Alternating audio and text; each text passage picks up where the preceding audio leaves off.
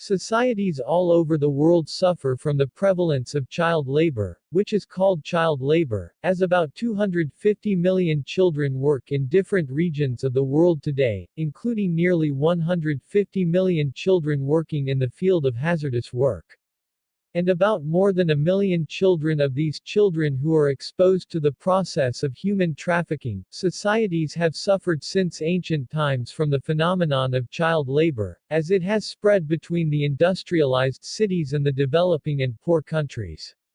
And this global phenomenon is a complex problem, especially in societies that are a source of labor. Children derive from the prevailing culture and traditions in that society, or when they are caused by the country's structure and economic conditions, so the problem of child labor has gained increasing attention over the past decade.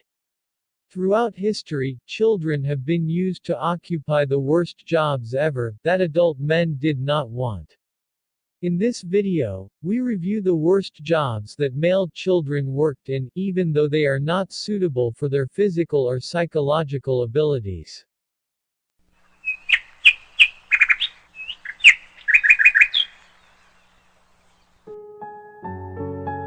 To this day, farming remains one of the tasks that children are charged with despite their hardships, especially for families who own farms.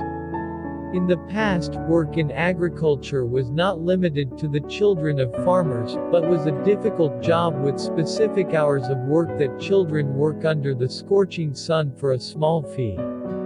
Children had very little profit margins, and were often brought to farms by an adult responsible for a group of them. Child labor was terminated in most jobs in the United States in 1938 as part of efforts to combat the Great Depression. This is to provide job opportunities for unemployed men, with strict laws requiring employers to pay higher wages to employees. Another of the worst jobs for children, especially during the Great Depression. The kids' job was to do everything unwanted to adults, from cleaning ashtrays to scraping old food off the plates, folding newspapers, washing dishes, carrying water, and spending half a day kneeling to his bosses. Working in the canneries meant standing for hours in the freezing Atlantic winters chopping, packing, and hauling fish and other foods.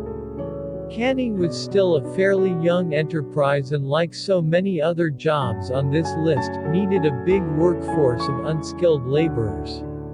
Children, like the boy above age 9, were paid up to 5 cents per box that they processed.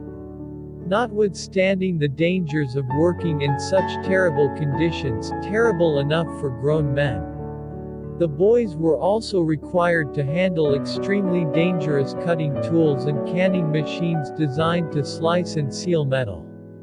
One can only imagine the casualties that would have emerged from the sheds and boatyards where these boys worked. Unfortunately, many of these industries hiring young boys were run by do-gooders. Men, and sometimes women, who felt they were providing a better life for the child by offering them labor. This definitely brings to mind the famous quote of C.S. Lewis, who said, "Of all tyrannies, a tyranny sincerely exercised for the good of its victims may be the most oppressive. It would be better to live under robber barons than under omnipotent moral busybodies." The robber baron's cruelty may sometimes sleep, his cupidity may at some point be satiated, but those who torment us for our own good will torment us without end, for they do so with the approval of their own conscience. Such a job would hardly give the child money to live in dignity. 7 days a week, during which children work under any weather conditions, such as rain, snow, hail, or burning summer, compared to very few cents thrown by men with dirty shoes. The invention of the cotton gin and a variety of other mechanical devices was a major gift in the West after slavery.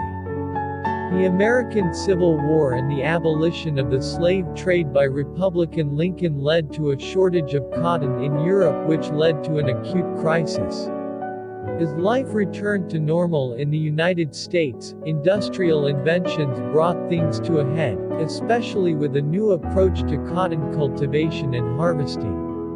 The new machines were faster than humans and more accurate, but they were very sharp and deadly. And there was a real risk that the worker would lose one of his limbs as much, if not because of these dangerous machines. Because most of the workers were children, there were too many accidents, such as the baby in the photo above who lost 2 fingers from his hand while working on a machine for spinning cotton. Child soldiers are still present today. Recently, children fought with the rebel forces and many were seen across the Balkans during the height of their problems.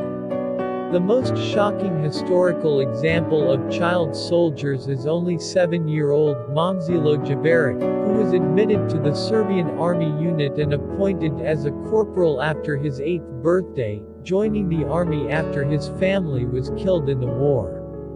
After the war he was sent to England to enroll in school, but he returned and remained in Serbia until his death at the age of 86 years in 1993. Despite the fairy tale story of Momcilo Gavric's life, children in the military is a terrible situation that should be prevented, and fortunately most nations, at least Western ones, have laws against the use of children in battle. One of the worst and most dangerous jobs for children was working in underground coal mines and spending long days off the surface next to coal in very harsh conditions. Mine children work in difficult conditions from dawn hours until 5 days a day, by pulling carts, opening and closing doors, or performing any task assigned to them, so that they are suitable bodies for the job that adults may be unable to do. While our children herald a future of opportunity, the boys who worked in these mines had no future beyond lung disorders and hard labor for life. This was the good news. The bad news was that you ran the risk of being killed daily by a mine collapsing.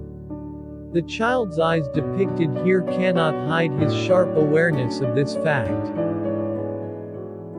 Death was a common risk that was frequently repeated in children of chimneys, this disastrous work that was occupied by children only because of the small size of bodies and its proportion to the size of the chimney filled with smoke and black soot.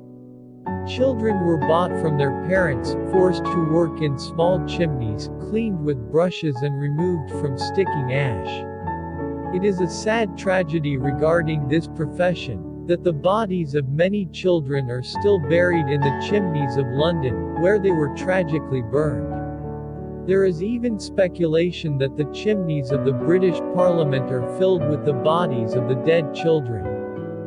Now, we cannot consider child labor to be the work that places heavy burdens on the child, which threatens his safety, health and welfare, work that benefits from the child's weakness and inability to defend his rights, work that exploits child labor as cheap labor is an alternative to adult work, work that the presence of children and does not contribute to their development uses work that hinders the child's education and training and changes his life and future. Work has begun on trying to limit the spread of child labor since the adoption of the International Labour Organization Convention on the Worst Forms of Child Labor in 1999, when a number of important measures have been taken to address it, and despite this phenomenon still prevails in most parts of the world. In 2019 the number of working children to about 168 million children distributed around the world, and half of these children work in the worst forms of child labor.